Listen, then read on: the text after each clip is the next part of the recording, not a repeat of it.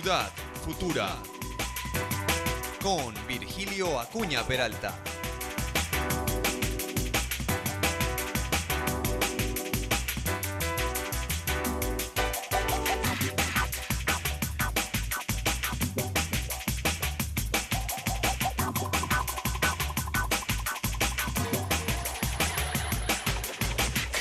Ciudad Futura. ¿Qué tal? Buenas tardes con todos y todas las lambayecanas. Hoy es 12 de abril, yo soy Virgilio y otra vez en este programa de Ciudad Futura. Año de la promoción de la industria responsable y el compromiso climático. Creo que el nombre estuvo muy bien dado, el compromiso climático, porque como sabemos cada vez tenemos más responsabilidad respecto a mantener la sostenibilidad y mantener la armonía en el desarrollo de nuestro planeta. Los agradezco por acompañarnos en este nuevo programa de hoy sábado y mañana otra vez lo repetirán a las 6 de la tarde. Un saludo para todos los amigos de los diferentes distritos, de las diferentes ciudades y los diferentes pueblos donde nos ven y nos acompañan todos los sábados a esta hora. Hoy tenemos, en primer momento voy a presentar un pequeño informe de lo que fue la visita del presidente Ollanta con todo su gabinete, todo el Consejo de Ministros. Vinieron a Chongoyape el día 2 de abril, estuvieron ahí, han hecho una serie de ofrecimientos. Vamos a ver un video de 2 o 3 minutos, básicamente con los ofrecimientos. Ya todos habrán escuchado, lo habrán leído que el presidente ha ofrecido más de 3.500 millones de soles para diferentes obras. Yo honestamente al día siguiente nada más lo dije que no sabía dónde iban a invertir 3.500 millones de soles. Así que vamos a ver el video, todos los ofrecimientos, y luego como estamos en una campaña electoral, luego iremos preguntando pues dónde está ese dinero ofrecido. Por supuesto que Lambayeque necesita mucho más de 3.500 millones de soles, porque no tiene carreteras, no tiene pistas, no tiene colegios, no tiene posta, no tiene hospital, absolutamente. Es una de las regiones que menos se ha desarrollado, a pesar de que el país en 20 años consecutivos ha crecido un promedio de 6 o 7% anual. Ahora estamos en una etapa en que el crecimiento va disminuyendo. Hace 2 años crecimos 7%, en el 2012 creo que hemos crecido 6%, 2013 5%, esperemos en este año 2014 mantener un crecimiento igual.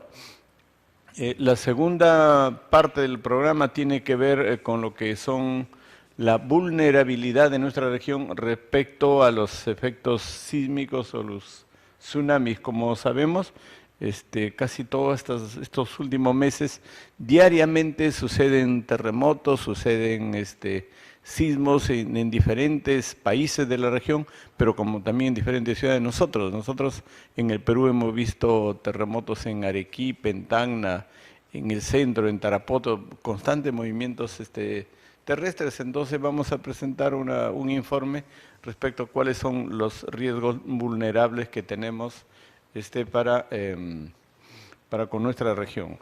Ya hay anuncios de los científicos, hay muchos libros y muchos escritos que a medida que pasa el tiempo, las ciudades que están cerca del mar corren un altísimo riesgo, porque cuando se producen los deshielos en las alturas, cuando hay temas, digamos, de maremoto, lo que va a pasar es que el mar va a levantar su nivel y los mayores riesgos están en las ciudades que están muy cerca del mar.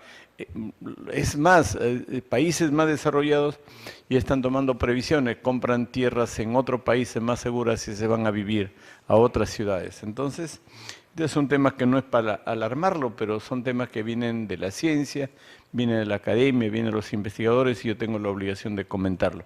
Entonces, en ese tema vamos a hablar el tema de la vulnerabilidad respecto a lo que son sismos y tsunamis. Luego, estando el día 22 de abril próximo a celebrarse el Día de la Tierra o el Día del Planeta, también vamos a tratar un tema relacionado con la educación ambiental. y yo lo he dicho varias veces y vamos a ser constantes en esto. El planeta necesita un cuidado, el planeta necesita mantener su equilibrio, el planeta necesita estar sin que nadie lo perjudique ni provoque algo que lo altere. Entonces, para eso tenemos que educar a la población, y la educación viene de la época de la niñez. Ya cuando uno es viejo ya tiene hábitos que no lo pueden corregir. Vemos todo lo que pasa en las ciudades. La gente grande ya no sabe lo que tiene que cuidar, ni la contaminación sonora, ni ambiental, ni visual. Entonces hemos invitado a la licenciada Ximena Guerrero, con quien trataremos el tema de lo que es la educación ambiental, y con ella pues trataremos este asunto de la obligación que tenemos de prevenir, sobre todo en la niñez, prevenir y educar para cuidar nuestro planeta. En general, todo este programa de hoy día tiene que ver más con lo que son cuidados ambientales. Y luego, al final del programa, quiero hablar ya de las elecciones que vienen en el mes de octubre de este año. Estamos a 5 o 6 meses, creo que 5 meses exactamente, de las elecciones, y a todas las ciudades están esperando nuevas autoridades y toda la población está pendiente a medida como están surgiendo los candidatos. Encontraremos candidatos para cada distrito, encontraremos candidatos para las 3 provincias y encontraremos candidatos también para el gobierno regional. Entonces, como aporte de este programa para el desarrollo de nuestra región, lo que vamos a hacer a partir de mayo es ir invitando a los candidatos de diferentes organizaciones, diferentes ciudades y diferentes niveles políticos para poder tratar con ellos lo que plantean y lo que piensan para cada ciudad. Espero que a partir de mayo podamos contar con la mayor cantidad de invitados y que cada uno de ellos pueda presentar, pueda discutir, pueda argumentar y pueda plantear sus propuestas, de tal manera que al ser elegido la ciudad pueda estar bien enterada de cuáles son las propuestas. Ese es, en términos generales, el programa de hoy día. Entonces, quiero hacer una pausa para luego regresemos con el video que tiene que ver con la visita del presidente Ollanta Humala y todo su gabinete ministerial a Chiclayo, específicamente a la ciudad de Chongoyape. Cortamos para luego regresar a ver el video. Ya regresamos con Ciudad Futura. Los invito entonces a ver este informe de lo que fue la visita del presidente, y luego de este informe yo voy a hacer un comentario, unos 2 o 3 minutos, relacionado con los ofrecimientos que ha hecho el presidente junto con su Consejo de Ministros. De Chongoyape, donde se realizó la sesión descentralizada del Consejo de Ministros, el presidente de la República, Ollanta Humala, anunció una inversión de 3.500 millones de nuevos soles para la ejecución de diversas obras en la región Lambayeque. Hemos avanzado en un compromiso de inversiones por más de 3.500 millones de soles en lo que es proyectos productivos, programas productivos, política social, de tal manera que todo esto sea un impulso al desarrollo de la región Lambayeque. Entre las obras que se anunciaron fue las de saneamiento y construcción de carreteras en diferentes distritos de la región, así como proyectos de seguridad ciudadana. Uno de los grandes temas que se han abordado son las obras de saneamiento en las 3 provincias, lo que equivale a agua, desagüe, planta de tratamiento, pavimentación. Otro de los grandes rubros que se ha abordado acá han sido las carreteras. La continuación de carretera, la ampliación de segunda calzada en zonas donde por el alto tránsito requiere ampliación.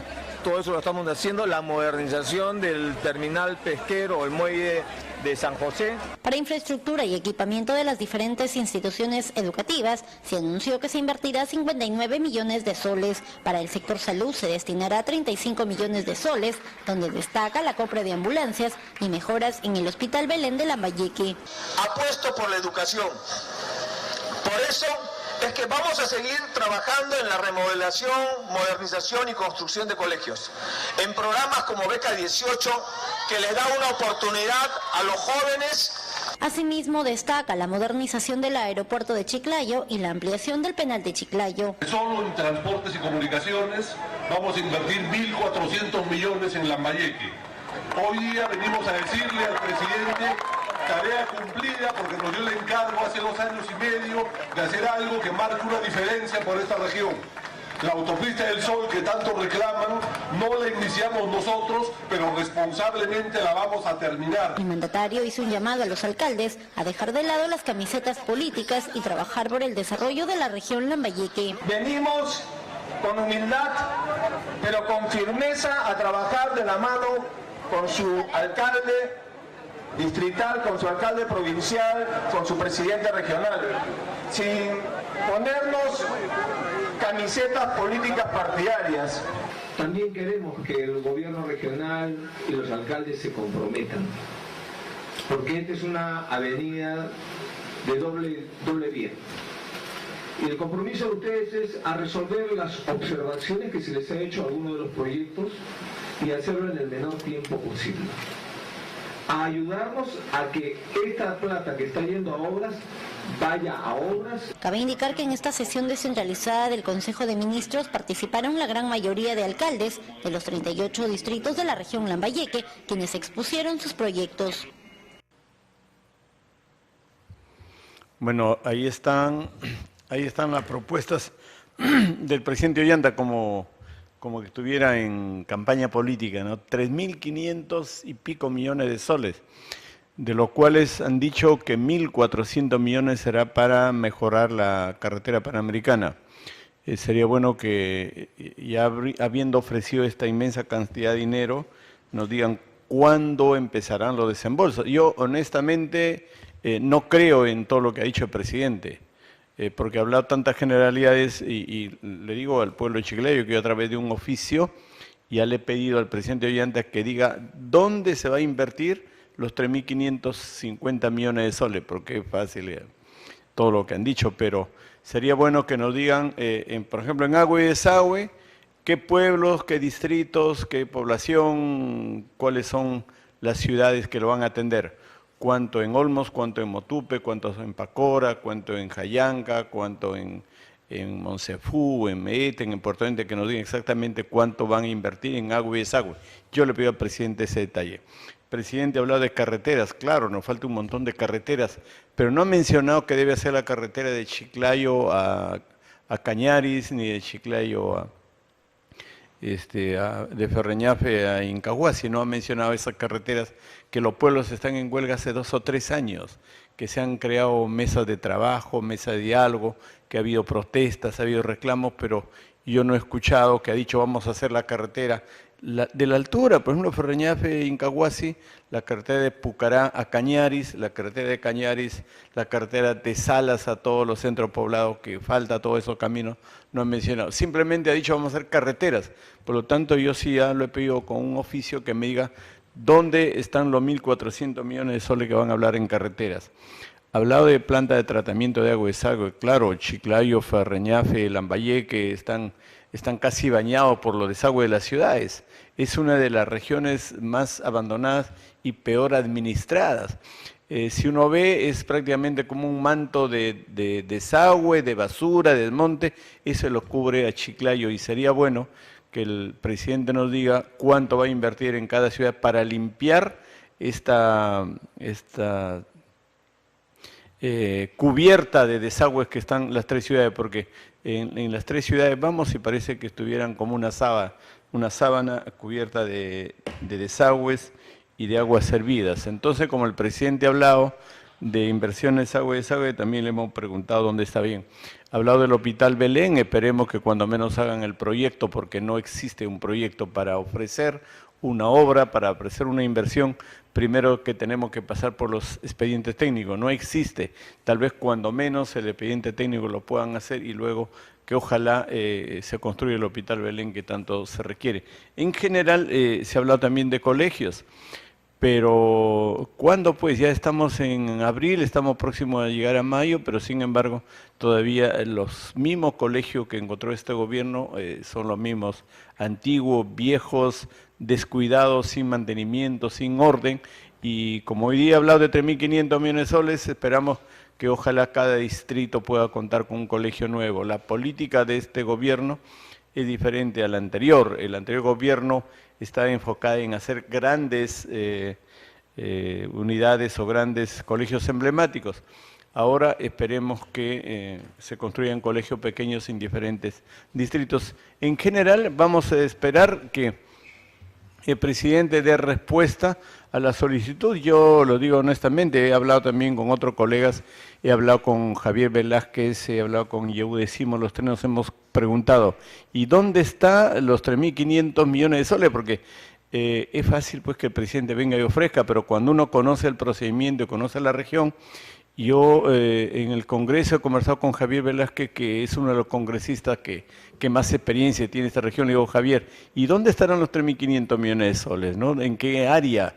Porque 3.500 es una inversión inmensamente grande. Igual con el congresista Yehude nos hemos preguntado y esperemos que el presidente pronto nos responda y nos diga dónde estarán estas inversiones.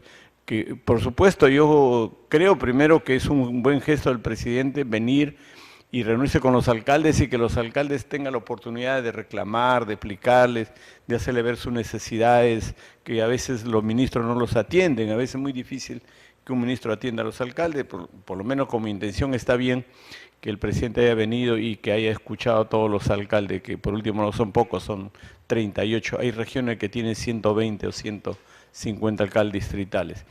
Pero que las cosas no deben quedarse en palabras, las cosas no deben quedarse en simple ofrecimiento, como en un meeting que cuando uno está en campaña ofrece todo. Las cosas deben ser concretas y deben ser muy claras. Vamos a invertir 3.500 millones de dólares en agua, tal pueblo, tal pueblo, tal pueblo, tal pueblo, en carreteras, tales puntos, hospitales, tales hospitales. Entonces, como el presidente no lo ha dicho al pueblo, nosotros en representación del pueblo le estamos pidiendo, y cuando yo tenga ese informe, igual en este programa podré explicarle y hacerle saber al pueblo dónde están las inversiones. Sin embargo, yo estoy insistiendo en la atención a estos 12 pueblos jóvenes de Pomalca, lo he reiterado diferentes oportunidades, y ya va el segundo ministro de Vivienda, de que estuvo el ministro René Cornejo hasta ahora, este ministro nuevo, que es el señor Milton. Hemos hablado de la urgente necesidad que tiene ser atendido este pueblo de camino a Pomalca, porque no se puede seguir conviviendo con gente que hace 50 o 60 años no tienen agua y desagüe. Mientras en otras ciudades el agua se desperdicia, estos pueblos están tomando agua de los canales o están tomando agua de los riegos. Entonces, iremos comentando estos temas y sobre todo, como cada vez nos acercamos más a temas políticos, ya veremos cómo es que le informamos a nuestra población, porque la población necesita información. Entonces, acá termina este comentario relacionado con la presencia de nuestro presidente y vamos a un nuevo corte para luego entrar a ver el tema de la educación ambiental, que es sumamente importante para nuestra región. La única preocupación del mundo, la única preocupación global, la única preocupación de los 7.000 millones de habitantes es la preocupación ambiental. Luego cada país tiene sus propias preocupaciones, cada país tiene sus preocupaciones por más carretera, por más diversión, por más escuela, todo, cada actividad, cada país tiene sus propias aspiraciones, porque pues los niveles de desarrollo de cada país son diferentes, pero la única preocupación en que todo el planeta está comprometido es la cuestión ambiental. Ahí no hay país que se salve, todos estamos pensando igual, por eso que nosotros semanalmente tratamos el tema del medio ambiente, porque hay que cuidar nuestro planeta, hay que cuidar la tierra, hay que cuidar el aire, hay que cuidar el agua, y ese cuidado no viene de la época que uno es joven y viejo, sino viene de la época de la niñez. Por eso que, estando próximo el día 22 de abril a celebrar el Día de la Tierra, vamos a presentar un informe y luego vamos a conversar con la licenciada Xenia Guerrero, especialista en lo que es educación ambiental, para poder ojalá trasladar a nuestro pueblo los conceptos básicos, las ideas fundamentales de qué es lo que hay que hacer para cuidar el medio ambiente. Entonces, vamos a una pausa, vemos el informe y luego regresamos con la licenciada Guerrero para tratar el tema de la educación ambiental. Ya regresamos con Ciudad Futura. Seguimos con Ciudad Futura.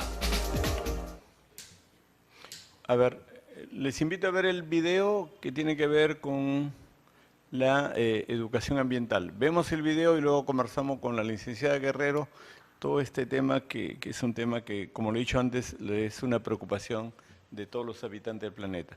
Por favor, vemos a Guerrero y luego el video y luego conversamos. Estos momentos críticos de contaminación en pleno centro de la ciudad debe llevarnos a pensar en cultivar nuevas generaciones con sensibilidad ambiental, que en un futuro reduzcan todo el impacto que hoy hemos causado en el planeta y que ante una próxima celebración del Día de la Tierra, este 22 de abril, debería llevarnos a reflexionar.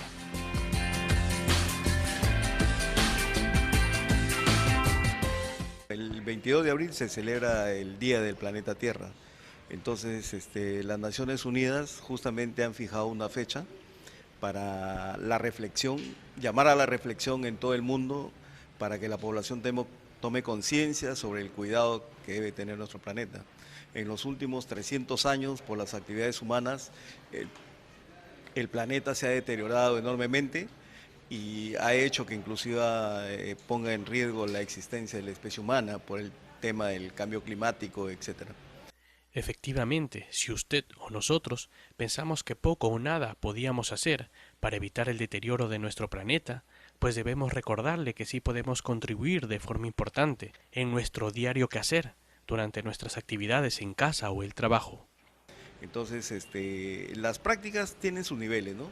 Hay prácticas gubernamentales, hay prácticas de las actividades privadas y lo que es importante también son las prácticas individuales de las personas.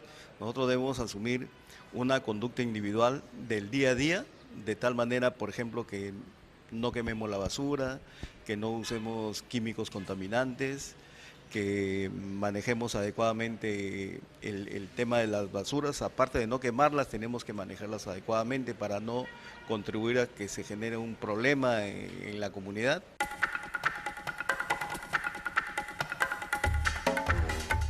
En prácticas tan importantes como el atender un bebé, nuestra falta de visión técnico-ambiental ha originado que no tengamos una adecuada forma de reducir los desechos, y eso sumado a nuestra incultura luce un panorama muy contaminante. Por ejemplo, en las acequias que cruzan la ciudad se ve una gran cantidad de pañales desechables que están flotando sobre las aguas, por ejemplo, del canal Cois, y eso es un atentado contra el medio ambiente porque esos pañales tienen mucho material que se demora mucho en degradar, entonces afecta al medio ambiente. Y en general es un tema de imposición de hábitos de consumismo, ¿no? O sea, consumir sin tener en cuenta la protección del medio ambiente, sino las ganancias nada más de los fabricantes. Pero como consumidores responsables y con conciencia ambiental, también estaríamos en condiciones de exigir a quienes nos brindan servicios, como la comida delivery, a invertir en reducir el impacto del consumo y de su actividad. Cuando ya no es posible evitar los plásticos tradicionales, se debe optar por los plásticos biodegradables. Es una inversión adicional, pero es una contribución a la preservación del planeta. Por ejemplo, ese nivel de la conciencia del empresario tiene que cambiar 180 grados. No pensar solo en la utilidad, sino también pensar en la preservación de la especie y la preservación del planeta mismo, con todas las especies que contiene.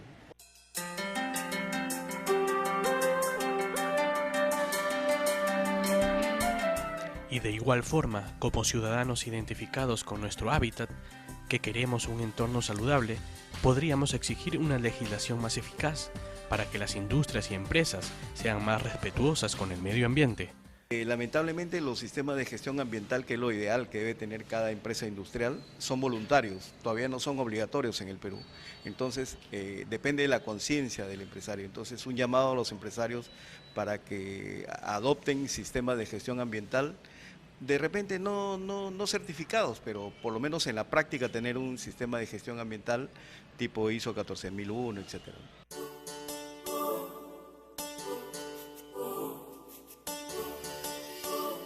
En la Universidad de Lambayeque, una de las primeras promociones de la carrera profesional de Ingeniería Ambiental, tiene clara su posición sobre nuestra responsabilidad como ciudadanos. Mejorar un poco más, ser más limpios, no sé, caminar un poco más para los tachos de basurero, para tener un mejor ambiente, para respirar mejor, para que no haya tanta contaminación, ya sea en los vehículos, utilizar las bicicletas, los vehículos que no contaminen tanto al medio ambiente. Y como una ciudad también es un hábitat, es necesario que nuestros hábitos colaboren con su mantenimiento, en provecho de nuestra propia salud. Incluso podemos observar en países que son vecinos, como por ejemplo el país de Ecuador, que tiene ciudades muy ordenadas y limpias, gracias no solamente a la misma gobernación de sus distritos, sino también a lo que es las personas que poco a poco han necesitado y han visto la necesidad de que necesitan un lugar más limpio, un lugar para ellos, un lugar de calidad para el que ellos puedan vivir.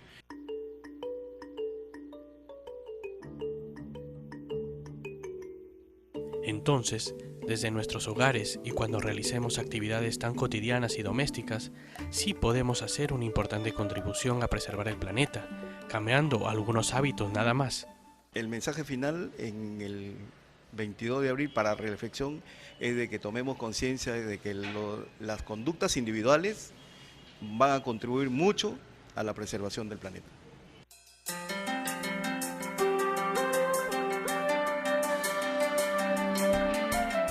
Para este 22 de abril, Día de la Tierra, no habrá mejor forma de celebrar que iniciando un compromiso con nuestro planeta. Y como habrán visto, así como las empresas e industrias, desde nuestros hogares y actividades diarias, las personas podemos aportar de forma importante.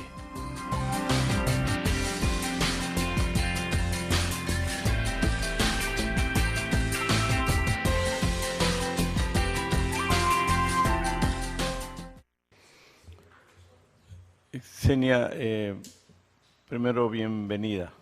Bienvenida, gracias por acompañarnos en este programa que yo tengo casi como 4 años constantemente en este tema de motivar lo que es el cuidado del medio ambiente.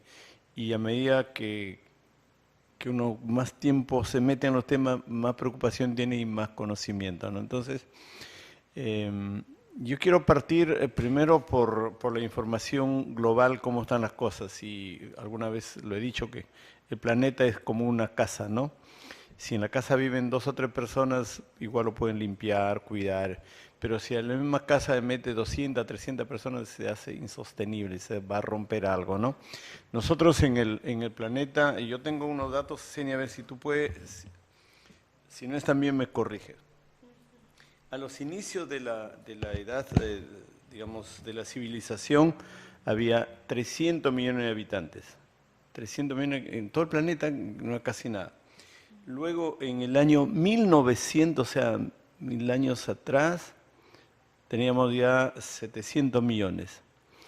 En el año 2000, ya no 700 millones, sino 6.000 millones. Y en el 2050 seremos 9.000 millones. O sea, ¿cómo hemos ido poquito a poquito, de 200 millones o 300 millones, llegar a 9.000 millones en el mismo espacio? Y con un espacio que inclusive cada vez se destruye, ¿no? Cada vez se va deteriorando, calentando, valorando. Entonces la situación se vuelve casi como una emergencia. La única posibilidad de salvar esa emergencia es teniendo una educación ambiental, previniendo y corrigiendo. Y esa es la razón por que te hemos invitado para conversar contigo algo que tenga que ver con la educación ambiental. Cuéntanos primero qué es lo que haces, cuál es tu actividad para esta pasión que es el cuidado del medio ambiente. Y sí, en realidad es una pasión. La pasión por cuidar la casa mayor que es la tierra, nos involucra a todos. En realidad yo soy maestra de ciencias, actualmente trabajo en la institución educativa Manuel Seoane Corrales de Jayanca y vengo de una experiencia de 8 años de trabajar de especialista como educación ambiental y de gestión del riesgo en la UJA Lambayeque. Y bien, en efecto, la educación ambiental también en nuestro país ha evolucionado, ha sido construida también con mucho debate para converger los esfuerzos que estaban separados y dispersados bajo un mismo objetivo, ¿no? Muchas ONG, muchas instituciones, y la educación ambiental finalmente, a finales del 2012, se estableció la Política Nacional de Educación Ambiental mediante el Decreto Supremo 017. Entonces, esta política tiene una mirada integral. Perdón, o sea, Sí. cuando tú dices que esta política ambiental es una norma, es una ley Es que un tiene que instrumento. cumplirse en todos los colegios. Así es. ¿Y en qué consiste? Esta política tiene una mirada integradora, aborda 5 componentes de la educación ambiental es decir, aborda no solamente el ambiente propiamente dicho, ¿no?, como una relación ambiental, ver los ecosistemas, sino aborda desde la gestión institucional para institucionalizar precisamente la educación ambiental en los instrumentos de gestión de la escuela, organizarse, que los chicos puedan formar parte de brigadas, de comisiones, para poder trabajar con objetivos claros, y pasa también por una gestión pedagógica donde está la planificación de los aprendizajes para desarrollar comportamientos ambientales adecuados. Y hay 3 componentes operativos, ingeniero. La primera es la educación... Xenia, un ratito para... A ver. Sí. Hay una política de educación ambiental que va en los colegios, pues primaria y secundaria. Desde inicial. Y simultáneamente está la realidad. Nosotros vemos las ciudades. Y yo digo, esa política ambiental imagino que se va cumpliendo en el colegio, pero cuando uno pasa por los pueblos, o sea, pasa por Ferreñafe, Lambayeque, Chiclayo, Leonardotismo, Choqueque, La Victoria, ves que en realidad el medio ambiente no se está cuidando. Al contrario, o sea, puede ser que una política que los niños no sé si lo van absorbiendo, lo van aprendiendo, pero en la práctica, cuando tú ves una ciudad, la ciudad se ve que en vez de estar con aire mejor limpio, está bañada con mugre, con desagüe, con basura. Penosamente, pero hay que decirle, una ciudad que está bañada con lo máximo del desagüe y de la contaminación. Entonces, yo digo así, si en los colegios se mejora, pero la ciudad no se ve que han mejorado. Entonces, ¿cómo entendemos esto? Así es. Justamente la política nacional de educación ambiental no aborda a la escuela sola, sino que como parte de un engranaje del desarrollo. No puede, por ejemplo, una determinada institución, por ejemplo, estar dotando de agua y en la escuela no enseñarse a cuidar el agua, o viceversa, que la escuela sea un espacio donde se construye el valor de la ecoeficiencia del agua, mientras que el alcalde no se preocupa por dotarle agua segura a una escuela rural, por ejemplo. Entonces, se trata de articular, de abrir los espacios de la escuela a las autoridades locales y regionales para construir juntos esto, porque si no vamos a seguir con esa percepción tan desarmoniosa entre lo que se enseña y lo que se dice. Claro, porque lo que enseñan en los colegios luego debe trasladarse a la ciudad, claro, pero no se nota. Efecto. No puede haber un efecto Penélope en que unos tejen y otros destejen. No, en efecto, ¿no? Entonces, lo que tenemos que hacer es una congruencia de todas las políticas, de todos los actuares, porque finalmente son objetivos comunes. Entonces, la escuela debe abrir la enseñanza de buenas prácticas a la familia, ¿no? Pero también tienen que estar las autoridades locales, porque si el estudiante, por ejemplo, vemos escuelas, y usted bien lo ha señalado, ¿no?, que están, por ejemplo, aprendiendo a gestionar sus residuos sólidos, que es el problema que hemos visualizado. Pero sales a la calle... Pero sales a la calle y sí. O simplemente no está pasando el camión recolector, o en la zona rural el alcalde no ha dispuesto donde va a haber un micro relleno sanitario. Xenia, tú has traído un libro acá tan grande. ¿Qué tienes que ver con tu libro? A ver, muestra qué has hecho, porque es un libro con tantas páginas. ¿Quién lee ese libro? Bien, esta en realidad es la guía de educación ambiental que fue diseñada para concretizar, aplicar... ¿Este libro tienen que revisarlo todos los alumnos? Revisar los maestros, básicamente, es un instrumento de gestión pedagógica. Quiero que vean el libro que ha hecho la doctora Xenia. ¿Pueden mostrar el libro? Bien.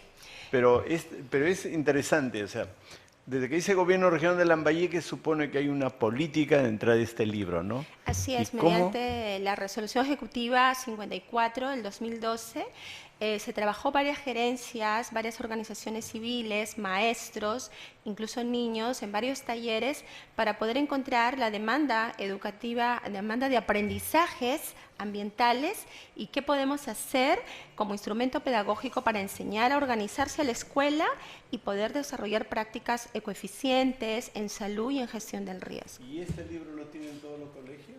¿En todos los colegios pueden tenerlo como una guía de estudio permanentemente? Yo creo que la mayoría de escuelas públicas, sobre todo, disponen del instrumento en forma física y también al final tiene una parte virtual. Pero virtualmente lo pueden encontrar en internet.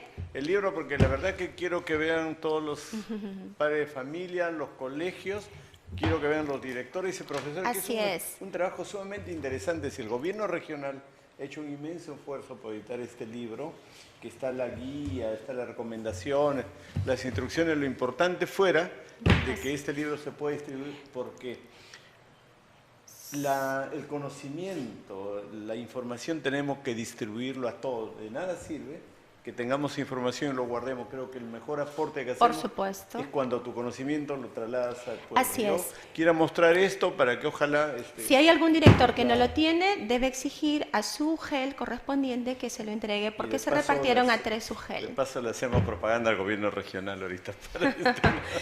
No, pero bien interesante, en serio, es sumamente interesante. Ojalá en los pueblos que nos ven, en los distritos que nos escuchan, los directores, los profesores de ciencia, de matemáticas, los profesores de biología, ojalá puedan contar con este libro porque cuánto conocimiento sabrán que los jóvenes lo necesitan, porque es obligación de todo el mundo, los jóvenes, los adolescentes, los mayores, los niños, los profesores, todo el mundo estamos en esta obligación de cuidar el medio ambiente y ahí, como lo he dicho al principio, tenemos que ser solidarios todo el mundo para que podamos distribuir los conocimientos y podamos cuidar nuestro territorio, ¿no? Nuestro territorio que todo es planeta, ¿no?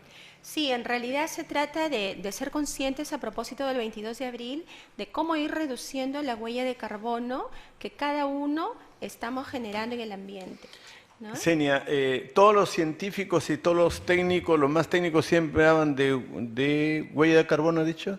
Huella de carbono. Huella de carbono, pero vamos diciéndole al pueblo en términos más simples, que nos entiendan. Así es. Toda actividad humana, toda actividad humana, por grande o pequeña que sea, comercio, la tienda, desde que nos despertamos y utilizamos productos de limpieza, desde que utilizamos combustibles, estamos generando en mayor o menor medida emisiones de un gas que se llama el dióxido de carbono, el CO2, que lo que produce es un calentamiento, incremento de temperatura promedio de la Tierra y un gran problema que es el calentamiento global, ¿no? Entonces, ese es el calentamiento global, porque toda la población en cualquier actividad que haga va generando una energía que caliente el ambiente. En combinación con procesos naturales de la dinámica misma de la Tierra. Entonces, hay varios gases de efecto invernadero, sin embargo, el CO2, que es el más común, contribuye en 54% a este problema. Entonces, ¿cómo poder reducir la huella de carbono que estamos teniendo cada uno? Y nos vamos a ir dando cuenta de una manera más sencilla. Por ejemplo, si yo en el día, vamos a suponer en la ciudad, estoy empleando 3, 4, 5 unidades móviles para poderme transportar a mi trabajo, al mercado, ir, volver, obviamente voy a tener una mayor huella de carbono que aquellos que, por ejemplo, deciden caminar un poco o trasladarse, se me ocurre en bicicleta, ¿no? O de alguna manera organizarse para reducir el impacto que tenga el uso que yo tengo en el transporte. Senia, el día 22 de abril la ONU ha declarado como el Día Mundial de la Tierra. De la Tierra. ¿Qué es lo que tenemos que hacer ese día? ¿Por qué cuando es el Día de la Madre todo el mundo sabe que tenemos que comprar una rosa, tenemos que dar a la mamá un regalo y todo ese día ese es un día muy especial porque sabemos todo? ¿Qué es lo que tenemos que hacer nosotros el día 22 de abril para realmente cumplir con este objetivo de cuidar la Tierra? Yo creo que debemos tener un compromiso básicamente en reducir el CO2 y una buena forma es sembrar un árbol. Más que una plantita, sembrar un árbol. Tenemos iniciativas de varios colegios, por ejemplo, que encontraron en Poma, usted sabe que por la invasión se perdió mucha área natural, entonces estudiantes reforestan y no solo eso, anualmente regresan a ver cómo está evolucionando, cómo está creciendo su árbol.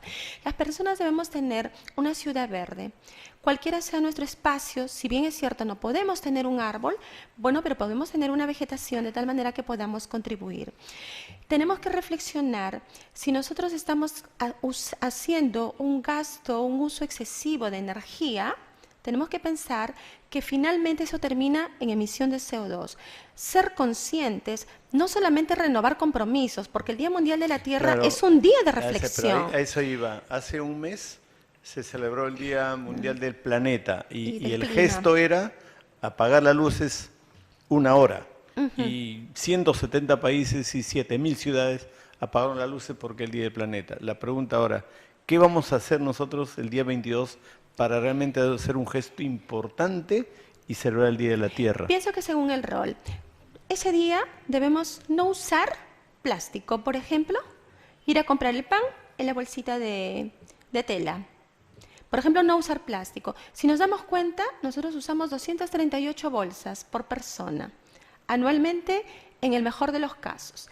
Ese día comprometamos a no usar plástico, a no usar tecnopor porque demora 500 años en degradarse, a reutilizar las cosas que tenemos, sencillas. Ese día comprometámonos, si tenemos la llave malograda de la casa, alguna fuga, ese día hay que repararla. Ese día hay que sembrar un árbol. O sea, hay diferentes maneras como mostrar. Eso es importante, que la población cuando se escucha no hay una sola actividad. Hay varias actividades que signifique cuidado del planeta. Claro, ¿no? ese día pueden el agua, empezar, el aire, así los es. plásticos, el mar, los bosques, la planta. Todo debemos cuidarlo ese día y que nuestra conciencia esté clara.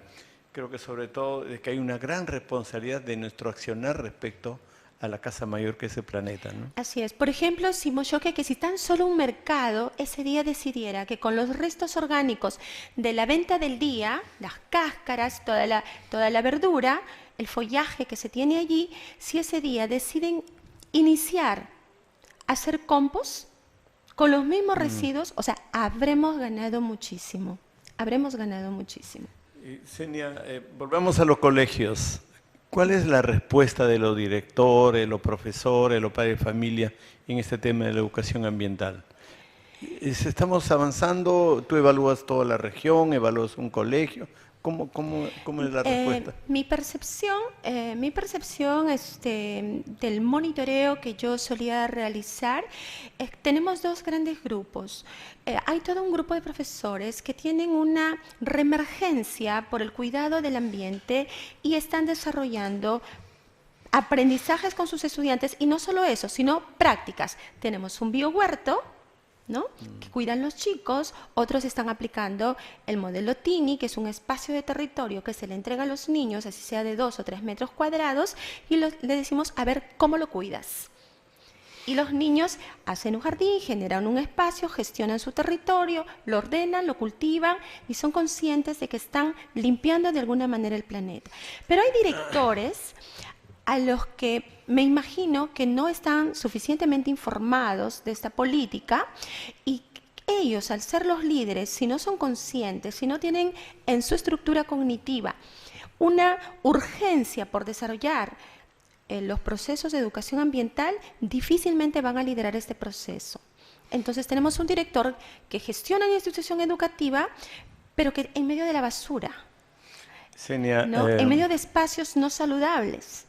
Sí, entonces como políticas, yo ahora, hace 3 años o 4 años yo hablaba de medio ambiente solo en función a mi lectura, pero ahora que yo estoy en el Congreso, hablo ya con más desde el punto de vista más legal, con un sustento legal. Entonces hay dos políticas. La primera política es la educación ambiental, que está regulada por una norma, un reglamento. Pero hay una segunda política que es la gestión del riesgo. O sea, la educación ambiental es para prevenir, y la gestión del riesgo, porque hay una ley, creo que se llama el SINAGER, que en la cual se estabiliza la política para que todas las autoridades puedan prevenir los posibles riesgos que vengan producto de la contaminación. Sí. ¿Tú conoces algo sobre la gestión de riesgo? Te pregunto porque hemos hecho nosotros con el Congreso algunas actividades acá en Tumbes relacionadas con la gestión de riesgo, pero yo percibo que los funcionarios y la población y las empresas no están bien enteradas que existe una ley que le permita a todo prevenir la gestión del riesgo. Así es, se creó el Sistema Nacional de Gestión del Riesgo, que cambió de enfoque a la cultura solamente de defensa civil, que era una cultura de respuesta en el momento de para sobrevivir y ya, ¿no? La gestión del riesgo... O sea, antes era solo... Respuesta. respuesta a una acción. Sí. Y ahora la gestión, tenemos una gestión prospectiva que prepara desde la gestión de la amenaza y la vulnerabilidad, generando una cultura de prevención, ¿no? Instrumentos reales que permiten a la comunidad, a la familia, a la institución, a la escuela, poder minimizar, mitigar justamente el riesgo de desastre que tienen ante un escenario probable, según sea la amenaza. Luego tenemos la mitigación propiamente dicha y la respuesta y rehabilitación. Entonces, este sistema en realidad pasa por, en mi opinión, hay un desliz, como dice usted, en los gobiernos. ¿En qué lado? Cuando nosotros vemos un simulacro, vemos que las escuelas reaccionan y las escuelas lo hacen bien. ¿Por qué? Porque es un público cautivo. Pero cuando nosotros vemos un simulacro comunitario en la población, nosotros vemos, exacto, entonces tenemos un fracaso. Entonces, los profesores a las escuelas y los funcionarios de los diversos sectores a las comunidades. Yo pienso que el gobierno local debe tener promotores en gestión del riesgo que aborden a toda la organización de sus barrios, de tal manera que la gente sepa a dónde va a ir, cuáles son los lugares seguros internos y cuáles son las zonas de seguridad ante evacuar, pero también cómo deben minimizar sus riesgos, ¿no? Claro, necesitamos tener también ordenamiento territorial ahí. Es un sistema en el cual en este tema participan todas las entidades, gobiernos nacional, gobierno regional, instituciones públicas y privadas. Todas las instituciones deben participar, pero desafortunadamente existe la política, existe la ley, pero yo cuando he estado tratando este tema me doy cuenta que los funcionarios todavía no están bien enterados, como me imagino que el tema de educación ambiental no es una política también implementada. Entonces a mí me da mucho gusto que haber hablado contigo, porque ahora ya tengo las dos visiones completas, todo lo que es la educación y todo lo que es la prevención, que es lo que es una línea continua. Y mi interés es que toda la región Lambayeque, que afortunadamente no tiene muchas alteraciones geográficas o digamos sísmicas, pero hay regiones que son sumamente sísmicas y el riesgo es alto. En Lambayeque no tenemos hecho, pero tampoco no podemos quedarnos dormidas, ni podemos cruzarnos de brazos, tenemos que estar preparados ante cualquier eventualidad. El tema del mar es altamente peligroso porque tenemos ciudades que están muy cerca del mar. Tenemos ciudades que tienen un alto riesgo. Y no obstante, es peor no tener en el registro, hace 500 años no se produce en realidad en la región un sismo de gran magnitud, tenemos máximo que ha llegado a 6, pero tenemos varios puntos de epicentro, ¿no? Tenemos los epicentros más comunes que son frente al mar, básicamente de Pimentel, y también en la parte de Olmos, ¿no? Recordemos, los últimos 6 sismos tienen su epicentro en Olmos. Y es preocupante, ingeniero, porque estos últimos sismos han sido superficiales, ¿no? Se llaman superficiales a los que son menores de 60 kilómetros de profundidad. Y la gente debe estar consciente que mientras más superficial, más cerca de la superficie es el punto donde se genera este sismo, más destructivo va a ser. Entonces, sí necesitamos estar preparados, en realidad sí se espera un sismo de gran magnitud, pero también recordemos que tenemos otra gran amenaza, que son las inundaciones, con ocasión del fenómeno El Niño también, ¿no? Y las sequías, por supuesto. Muchas gracias, Senia, por tu conversación, gracias porque tu conocimiento nos sirve trasladarlo a nuestro público, a la gente que nos escucha. Nosotros hace 2 o 3 años nos dedicamos más a forestar, a sembrar plantas y plantas, y andábamos por todos los pueblos sembrando plantas, pero ahora creo que estamos en la etapa en difundir más los conocimientos, porque creo que uno de los grandes errores del mundo ha sido décadas atrás, en que los científicos no han sabido trasladar al pueblo los daños que puede el medio ambiente, y ni los políticos han sabido dejar política que nos sirva a conservar el planeta. Es uno de los grandes errores, porque si los científicos en su momento, 100 años atrás, 200 años, habían dicho, oye, va a haber un calentamiento, la gente se hubiera preparado y el planeta no tuviera emergencia. Si los políticos también 100 años atrás o 200 años atrás hubieran dicho, ojo, que hay que cuidar el agua, hay que cuidar la tierra, hay que cuidar el aire, seguramente nuestra condición fuera diferente, pero no ha habido esa visión. Entonces ahora nos toca a nosotros rectificar las cosas y soñar en los próximos 50 o 60 años, porque el planeta no es una generación, el planeta son varias generaciones y la obligación nuestra es otra vez prevenir para que en las futuras generaciones tengan una vida más segura, tengan una vida más limpia, tengan una vida más tranquila. Te agradezco inmensamente por tu conversación. Nos vamos a un corte y regresamos con la parte final del programa. Muchas gracias. Ya regresamos con Ciudad Futura. Seguimos con Ciudad Futura.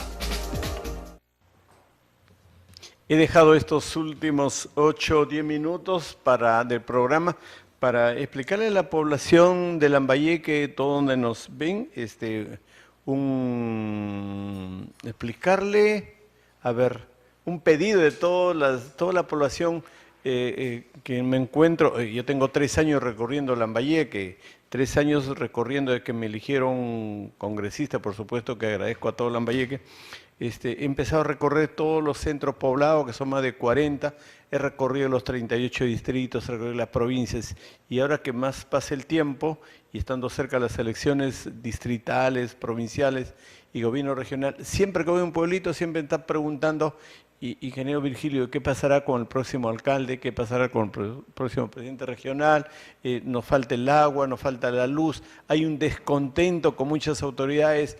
Hay autoridades que quieren ser reelectos, pero la población dice, no, ya no podemos más porque nos ofreció tal cosa y no lo hizo, porque falta el camino, faltan los canales, falta una serie de cosas.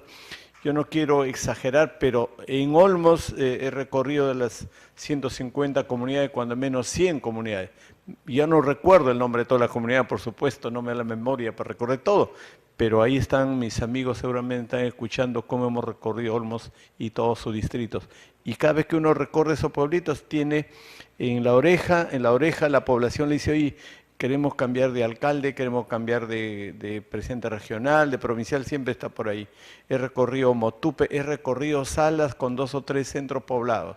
Me he ido a Kerger, me he ido a Salas, ya no recuerdo el nombre de los centros poblados. He estado en Carrizal y he recorrido también Jayanca, he recorrido Pacora, Illimo, Mocupe, Motupe, Lagunas, he recorrido casi todos los distritos. Por supuesto que he estado en Freñafe, he estado en Pitipo, he estado en Pueblo Nuevo, he estado en Nueva Arica, he estado en Oyotún, he estado en Cayaltí, he estado en Monsefú, en Puerto Ete, en San José. Mi compadre Víctor Paiva lo he visitado varias veces y con don Víctor mando un saludo a don Víctor, si no escucha, hemos almorzado tantas veces juntos en San José, como he almorzado también en Pacora, en Pátapo, en Pucalá, en Tumán. O sea, en realidad estos 3 años que estoy en el Congreso me ha servido permanentemente para estar más en conversación con la gente, escucharlos, almorzar junto con ellos, a veces tomar una gaseosa o tomar algo, o reírnos o jugar o acompañarnos en sus momentos difíciles.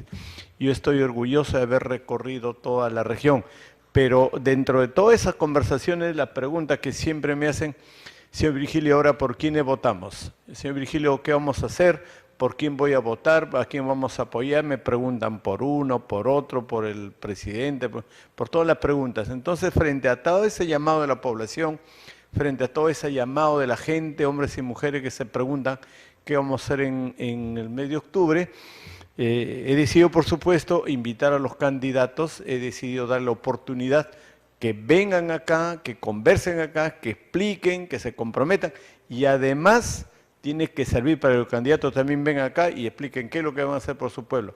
No se trata solo de decir, oye, yo quiero una reelección o quiero volver a ser alcalde, o no se trata de una aventura. Yo creo que cada vez, así como el tema del medio ambiente es sumamente serio, la parte política es sumamente serio. Yo quisiera, si nos da el tiempo, que todos los candidatos que sean capaces de ofrecer un programa, de tener una propuesta, de todos los candidatos que sean capaces de escuchar a su gente, los candidatos que sean capaces de tener una idea de qué hacer por su pueblo, por su provincia, por su región, que vengan y que se comprometan y que luego ojalá esas promesas electorales puedan ser cumplidas en el futuro.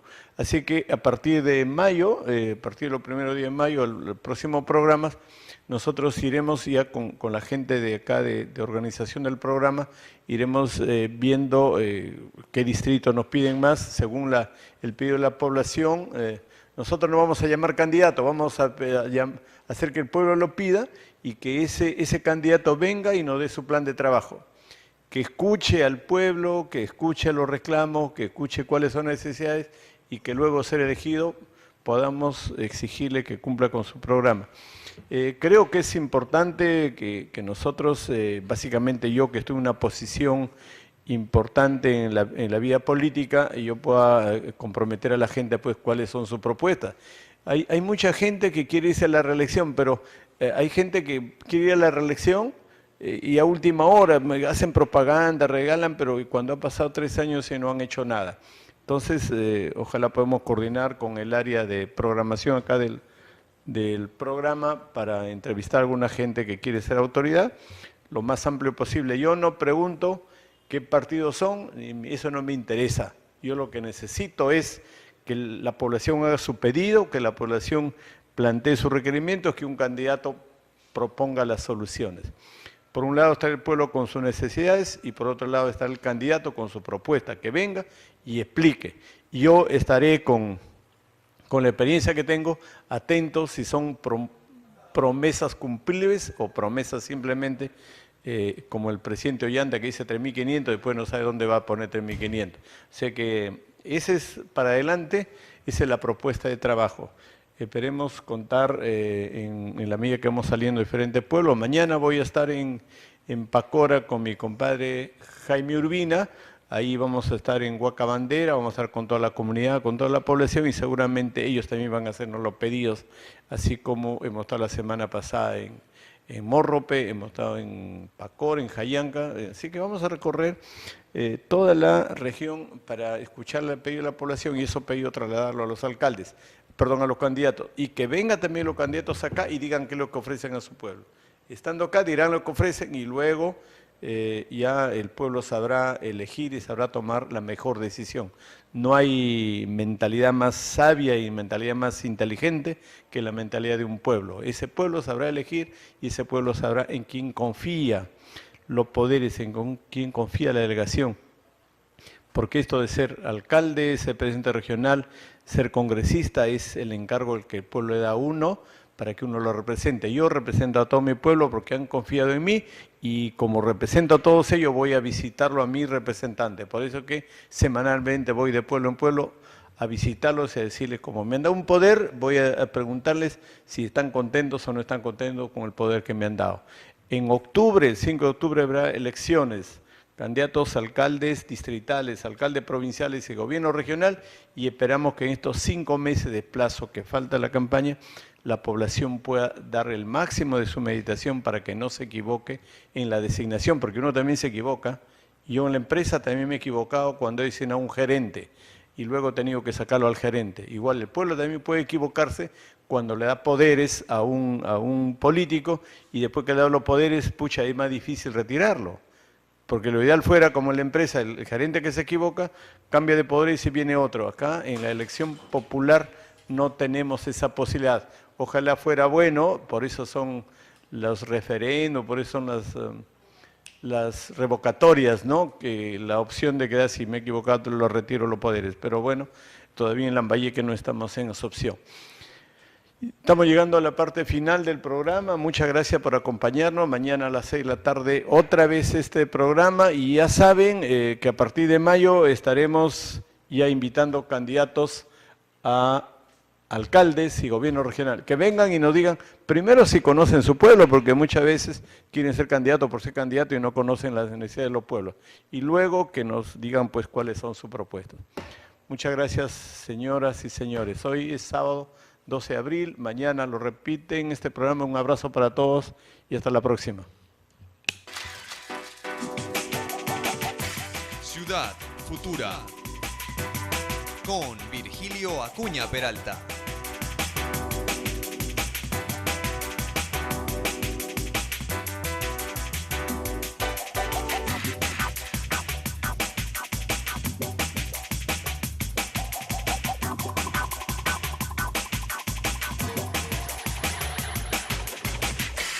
Ciudad Futura.